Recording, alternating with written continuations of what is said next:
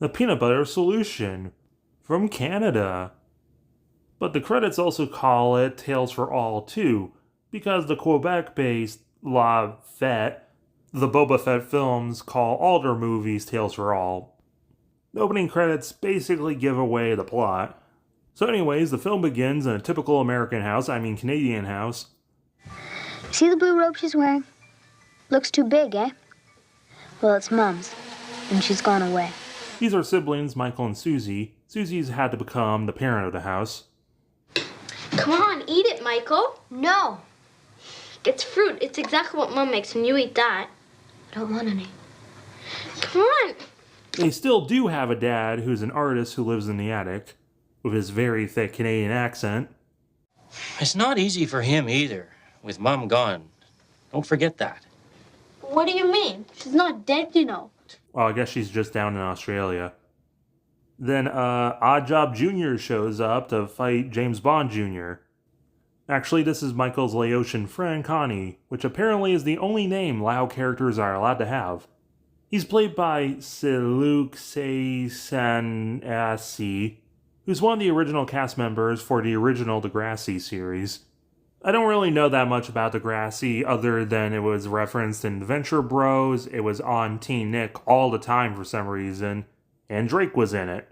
And so was Jay and Silent Bob, what the hell? There's some kid shenanigans, and I guess it ain't too early to start drinking a stubby, eh? Connie talks about how there was a house fire, and Michael feels sad because it turns out 2 unhoused people he met were in the house fire. Okay, the house was burnt, but not completely melted down. Then at school, we meet Senor, who treats his middle school art class like it's a college degree. Don't use imagination. I don't use imagination, Senor. I use the charcoal. Oh, Mamma Mia. That's my little sister. Go on. I will get to you in a minute. No, they never call him Mr. Smith or something. It's only Senor, and he kind of looks like George Lopez, with the long hair. Also, there's a little Marty McFly in the class. This movie's starting to feel like it's more about painting than it's actually about peanut butter. But after school, Michael and Connie decide to play at the burnt building, and Michael gets in, and gets straight up spooked out of it. Is he dead? No, it's far worse. He's bald. Also, Remember this morning I told you about the fire and you got angry at me about the winos? Well, Canadian. I totally don't have an accent. Well, you should have seen this coming eventually, Michael. Look at your dad's genetics.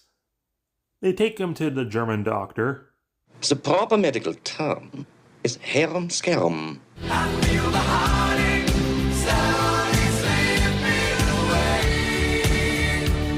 So yeah, literally he was so scared his hair fell out, despite the fact that his hair stuck up and then fell out the next day. So now Michael's content with his new career of being the drummer behind all the pretty people, avoiding school and stuff.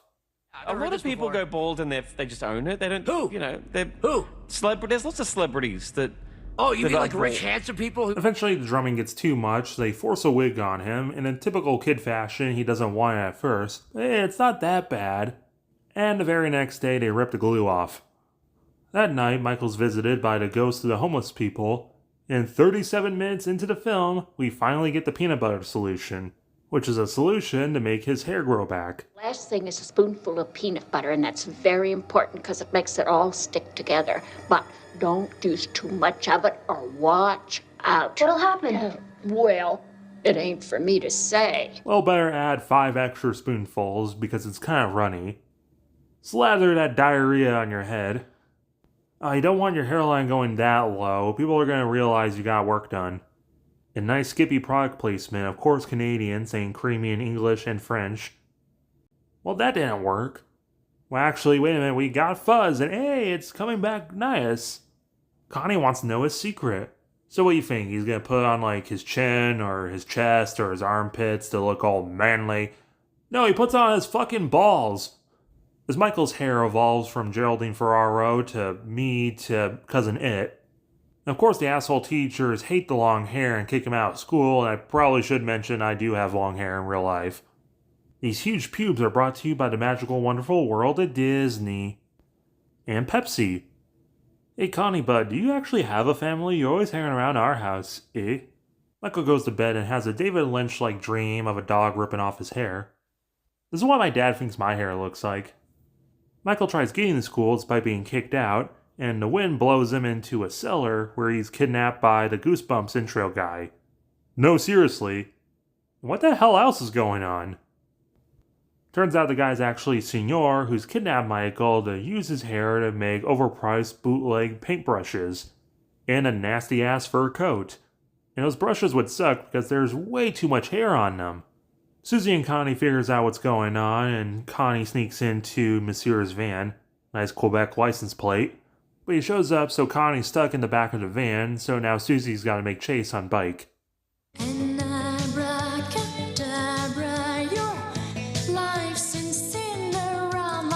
That is a teenage Celine Dion. Seriously. For those who don't know, she is from Quebec. She provided her 2 first English language songs for the film. So this kind of forgotten Canadian film has a woman that will go on to make one of the most iconic songs of all time in one of the highest grossing movies of all time. Everything's connected, dude. Susie's actress can't help herself from smiling in this tense situation as random people on the street start smiling at the camera. So she loses them and Connie's forced into Señor's sweatshop. Dude, when the hair on the brush is that big, it's no longer a paintbrush, it's a mop. And it turns out he also has magical Mario paintings that enter new worlds. So of course Short Round tricks him into painting the creepy burnt house, going into the world and getting spooked. They rescue Michael from the hair harvester, just for him to go into the painting himself, and it turns out he was scared by the 2 homeless ghosts. And they decide to lift the curse of ever-growing hair and baldness. Makes it easy. And they give the baldness to Senor, who became Canadian Walter White. But Canada already has healthcare, so he just captures the kids again before the police arrive. The family reunites with Michael's mullet. Well, it turns out the mom really isn't divorced or dead. The Solution is certainly something. The acting's fine and the sets are good, but it's really not a great film. It takes forever to get to the story. It takes nearly half the film just to get to the peanut butter solution when it should be in the first 10 to 15 minutes. And there's this whimsical painting dimension thing they save until literally the end of the film. The film almost feels more interested in it than the peanut butter. Makes you wonder why they didn't just call it the magic paintbrush. The characters aren't that memorable, and really the plot isn't either outside of the hair growth. But this movie became famous because not that many people saw it, but those who did had this big Mandela effect wondering if this movie was even real to begin with. Vividly remembering the sweatshop full of kids, the ever-growing hair, and the burned building. But when they try talking to people about it, it seems like they've never heard about it. It feels like the kind of movies I saw as a kid. So that and its aggressive weirdness does elevate it. Still the 5 out of 10. But let me know what you thought down below, as well as hitting the like button, hype it on mobile, and subscribing if you're new.